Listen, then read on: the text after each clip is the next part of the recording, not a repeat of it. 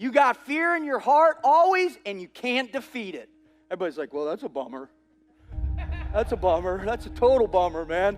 The problem is, ladies and gentlemen, is you're wired for fear, right? You've got fear that's built into your little gray matter right up there like that, okay?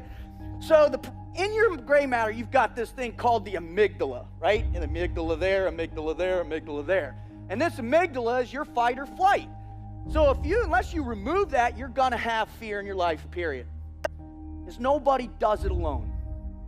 There's not a single person in this whole room right now that can raise their hand and say, you know what, Rut? I've done it by myself.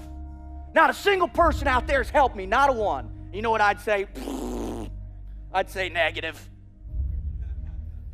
Now, I get in front of 1,000 sixth graders, right? Because I talk to a bunch of kids as well, too. I get in front of 1,000 sixth graders. All right, who in here believes that you know of someone in history that's done it completely by themselves? And little Johnny would be like, what? And I'll be like, little Johnny, who you think? And he's like, Abraham Lincoln. I'm like, negative. He had a team of rivals. And then I'll come over here and somebody, I was just at a Catholic school in Mobile, Alabama recently, and I had this little girl whip her hand up. She said right here, she goes, Jesus Christ. And I said, negative. He had the Almighty, and he had his apostles. And she's like, oh, okay. We all need help. So as a result of that, you have to recognize that you have to live what I call a team life. You have to be 100% focused that everything you think about, everything you do is with someone else, is with a team. Amen, right? So in 2006, Petty Officer Mike Monsoor was with SEAL Team 3 on his first deployment. This is his first get-go. He's an FNG, a blanket new guy. First one out the door, right? And he's operating in the most dangerous place in the world. Now, if you guys have forgotten those days, during that time in the Iraq War, we were losing about 100 to 125 people a day, every day in the war. And this place, Al Ramadi, was the worst place on earth. But it's a good thing nobody told the SEAL teams because they were kicking the snot out of them, all right?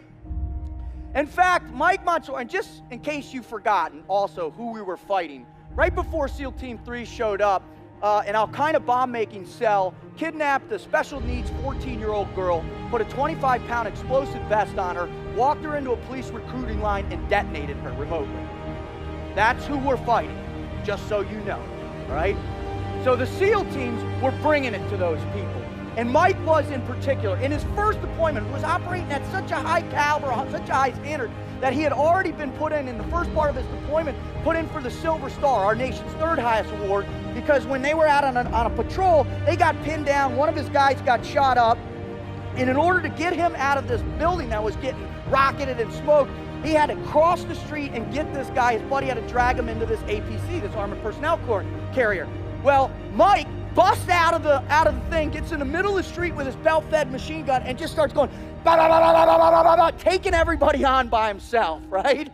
That's awesome, right? Exactly what you said. And so then that way, his buddy picked him up and dragged his other buddy to safety. So that's how Mike was already performing. Now, towards the end of the deployment, Team 3, Team 5 was coming in, and the task unit commander for 3 goes to the whole team and says, all right, gents, we need some people to volunteer to stay extra time, to do turnover with Team 5. How many hands went up, you think, ma'am? All of them, ma'am. Not none, all of them. Remember, this is what we like to do.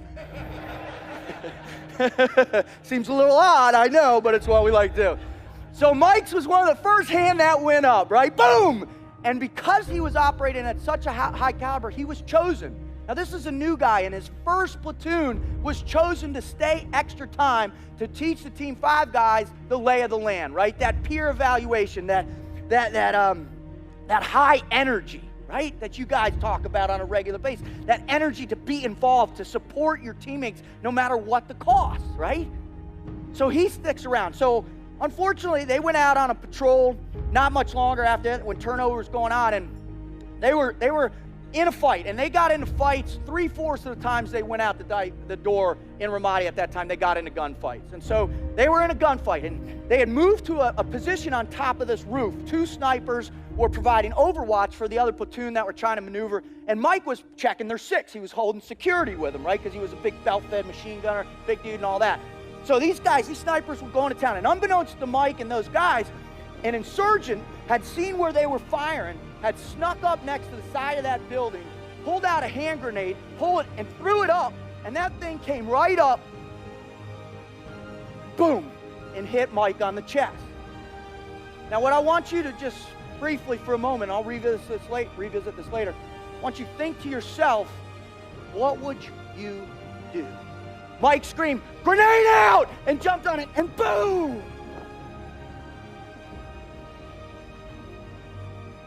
Petty Officer Mike Monsoor took the entirety of that blast in his face and his chest. Now, because Mike was such a hard individual, he lasted for another 35 minutes before he passed away on the medevac bird out.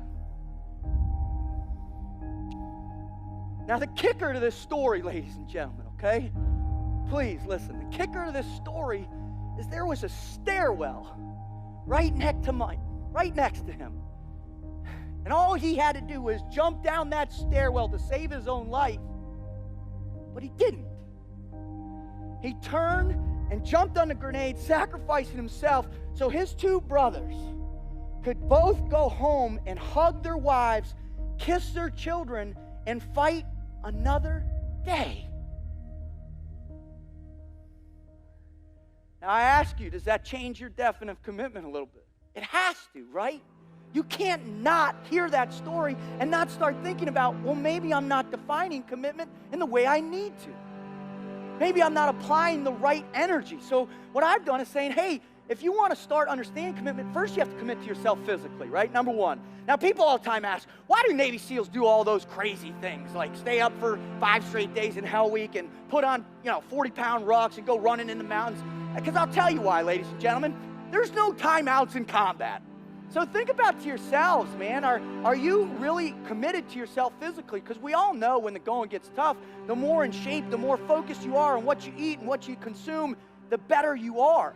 Now, I'm looking around. I know that probably a couple people in this room probably pushed it a little bit too far last night. That's all right. I understand totally. I've been known to do that myself once or twice, But you have to understand that if you want to endure at the highest level with your team, commit yourself physically.